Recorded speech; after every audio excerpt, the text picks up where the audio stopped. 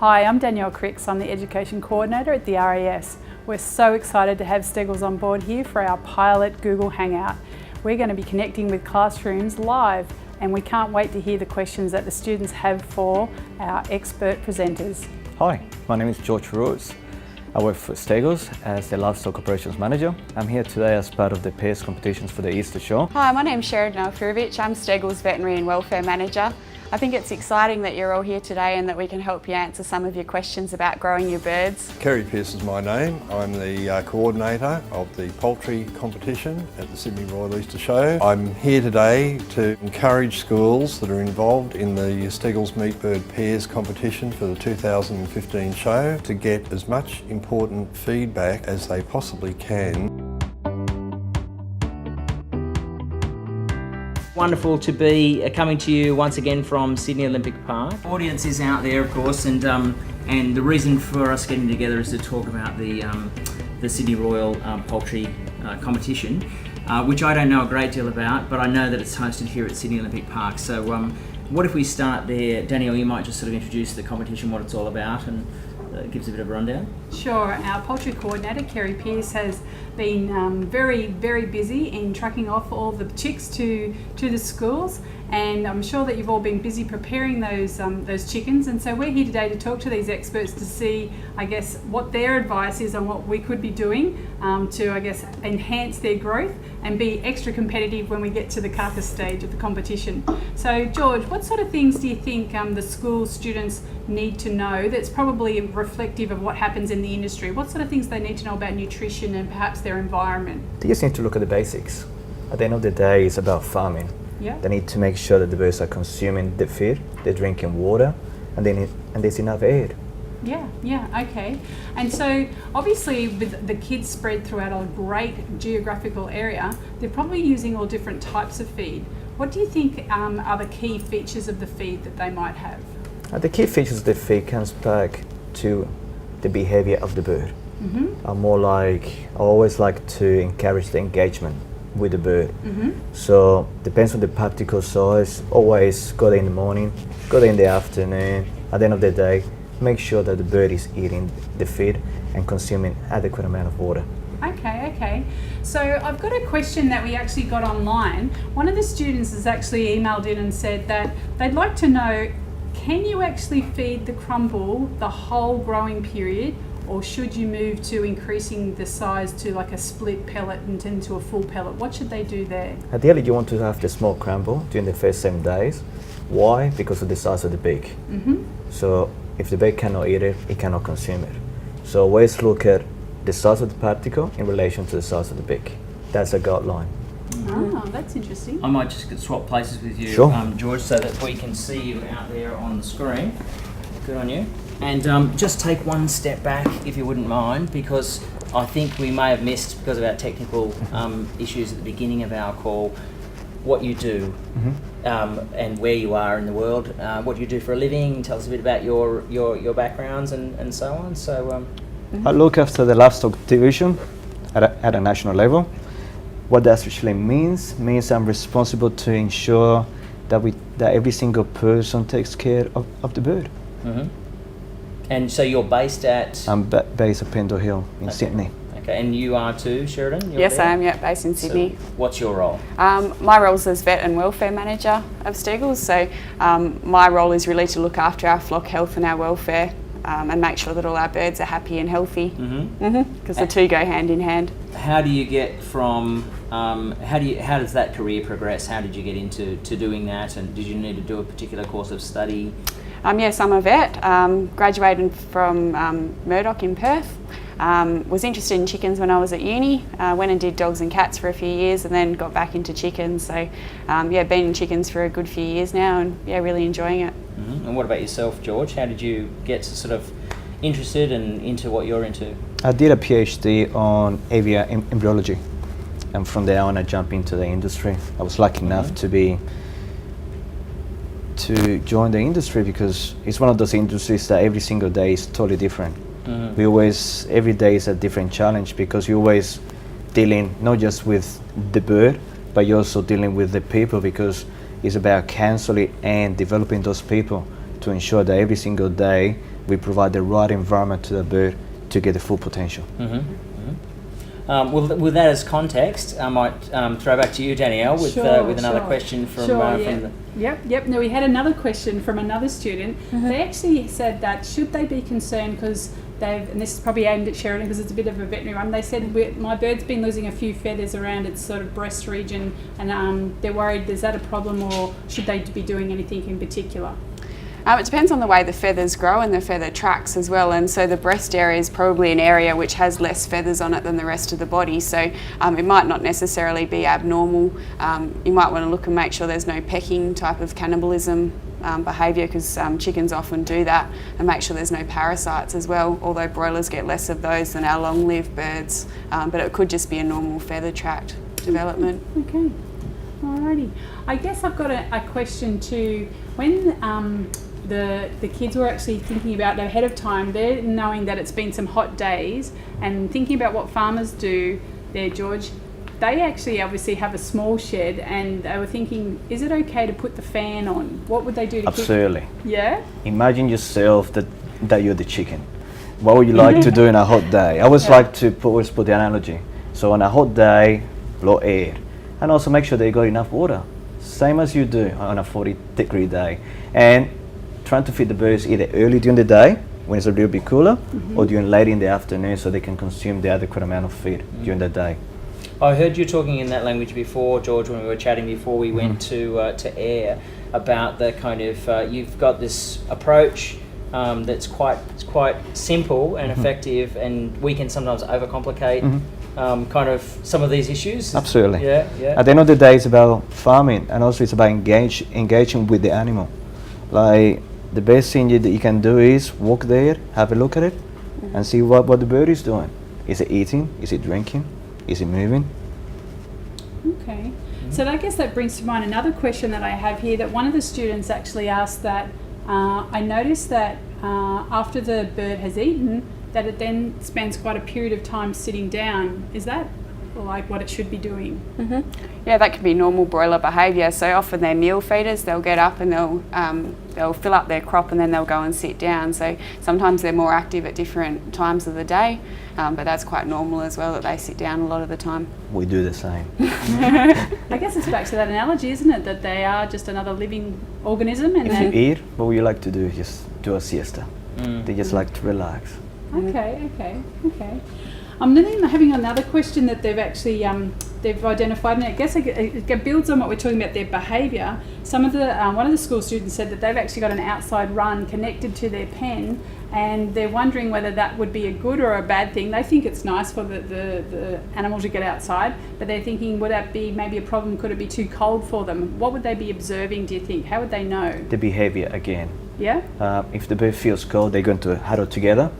If the bird is happy outside, you see it, because the bird will walk, it will go in, have a drink, have a feed, you walk out. If you see that behaviour about the bird going in, going out, eating, drinking, the bird will be happy. The bird is showing, he's telling you that he's happy. Sure. Okay. And so what sort of things do you think you could share with the students, Sheridan, that would be things that they need to take note of in terms of perhaps bedding changes? What sort of things help promote the health and well-being of their birds? I think again it comes back to management. So if you have a happy bird, then generally it eases the stress on them and they're a lot less prone to getting diseases. So really it comes back to basic husbandry as well. So making sure that their environment's good, they're not under stress, and that they're comfortable. So is there any sort of industry recommendation for like how often they would change their bedding, or what would they do there? Generally we just start with quite a bit of shavings in the shed. If the litter gets a bit cakey, then sometimes they can turn it just to bring up the fresh litter and make sure that it's nice and comfortable and it's a nice surface on top. So I think it just depends on the state of the litter material and making sure that you always keep it nice and fluffy and dry. And would it be recommended that they can, as long as it's dry, they can even add extra layers of shavings if that's what they're using, or rice hulls? Are they good things to use as the bedding material, do you think? Yeah, absolutely. If it gets to a stage where you can't rectify the damage, then adding new litter is definitely an option. I think you have to consider the litter material that you use. So it has to be something that absorbs moisture and it's comfortable for the birds as well. Okay. And so I guess that they've probably already 2/3 of the way down the path and we're getting into the final stages. How would their nutrition vary from what they were feeding? Like we've talked about the size of the pellets. How would the actual content of the feed, what would be the constituents of the feed so that their carcasses are going to be ideal for when you're doing the judging? I'll be more concerned about the amount of feed intake. That's more important. Again, it's about making sure that the bird eats the adequate amount of feed that it requires on a daily basis.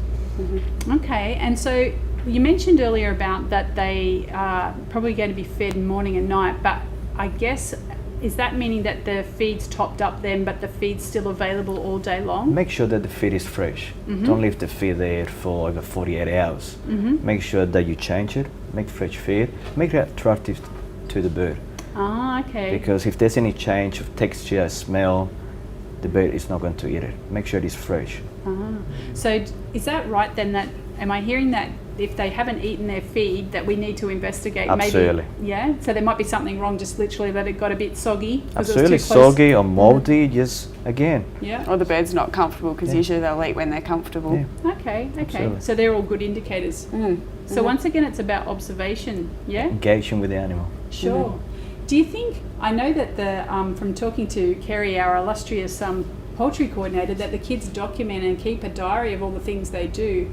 What would you say would be indicators before that they actually look really apparently not well? What do you think are some of the key signs they might see in their behaviour that might tell them, oh, there could be something on track and I'll get onto it early? What do you think they might look for there?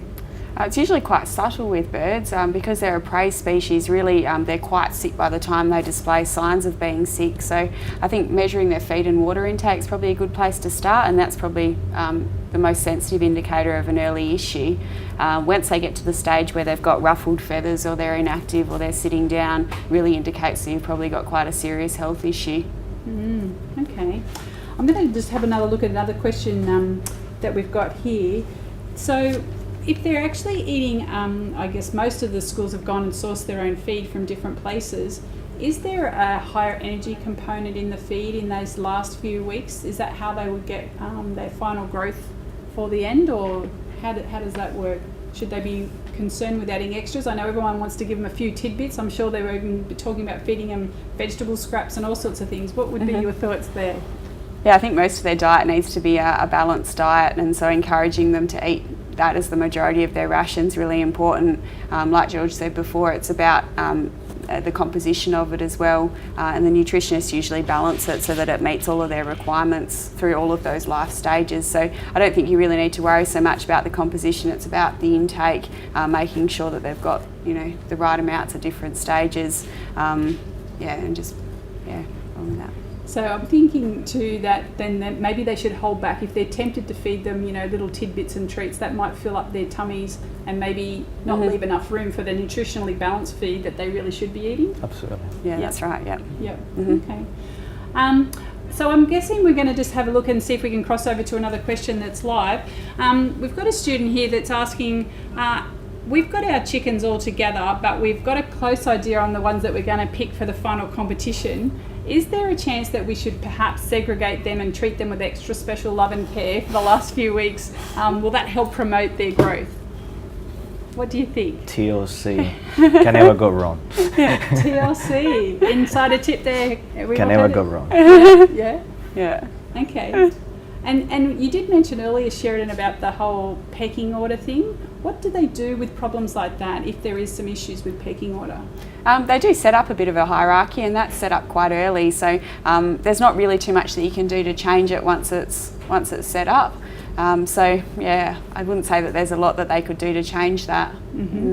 Just as a I guess someone who's not very well informed, just on the pecking order question, is it normally apparent that those at the top of the pecking order are the healthier birds, or those that might end up doing well in a competition? It's usually just competition over resources, so over feed and water. So making sure that you've got plenty of feed and water available and that you've got all birds on an equal playing field is really important.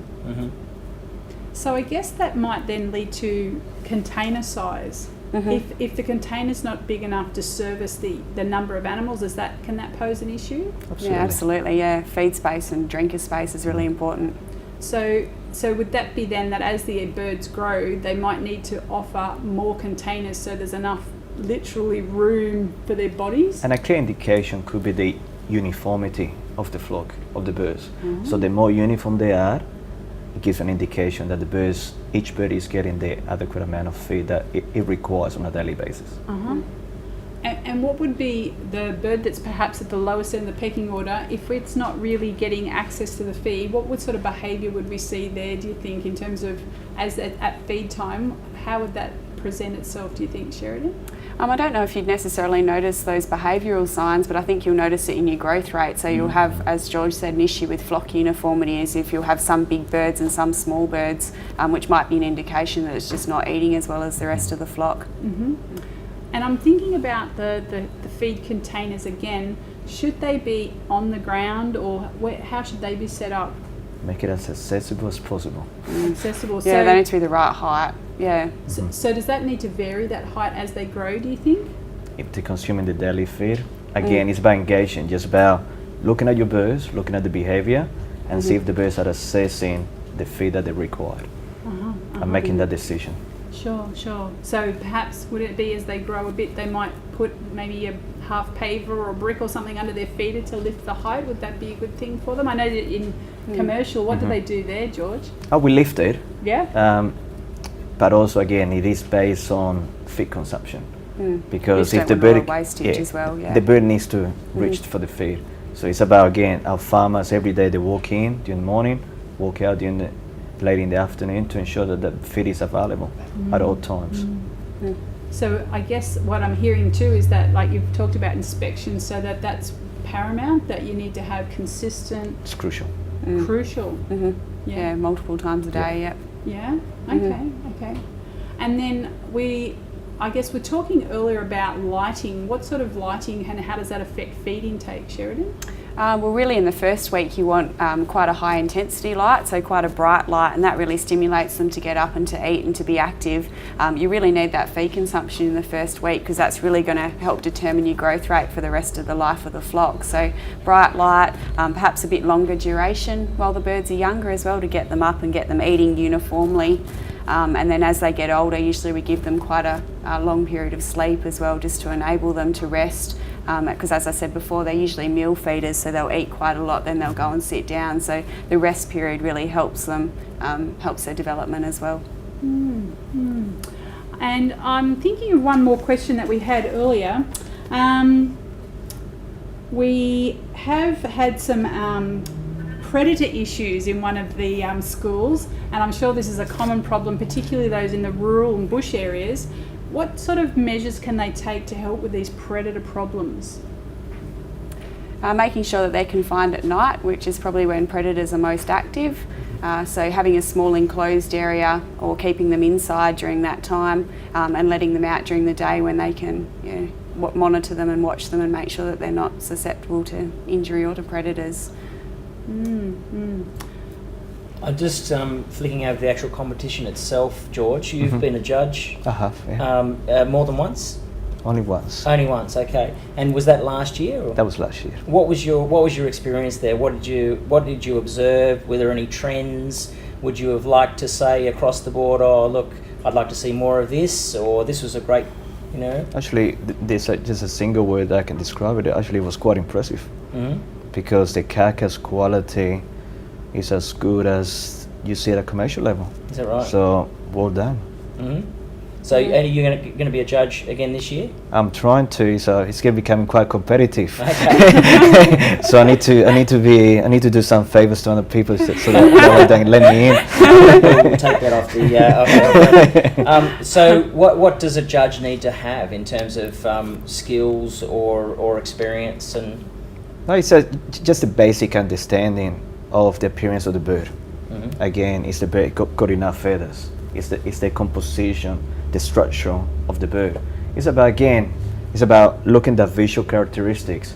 At the end of the day, it's about farming.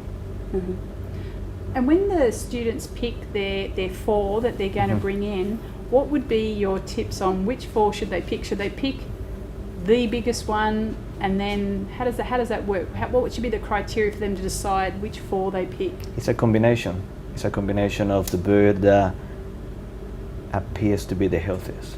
Okay. So it's appearance of the feathering, how the animal walks. Is the bird eating? Is that the bird that is drinking regularly? Is that the bird that is eating regularly? That would be the bird I'll be choosing, because the carcass, even though it's hidden by the feathers, you're going to get that return. Again, as Sheridan said, if the bird is happy, you're going to see that in the carcass. So I've got a question. What if there's a standout that's so much bigger than all the rest, but then we have some other birds that are more uniform, so they're still all healthy though? Should they pick the 4 that are the most uniform, or should they include that larger bird within that and pick 3 others? It depends on the characteristics of the breast muscle. Being the bigger bird doesn't mean you're going to have a good breast conformation. It doesn't mean you're going to have a good leg conformation.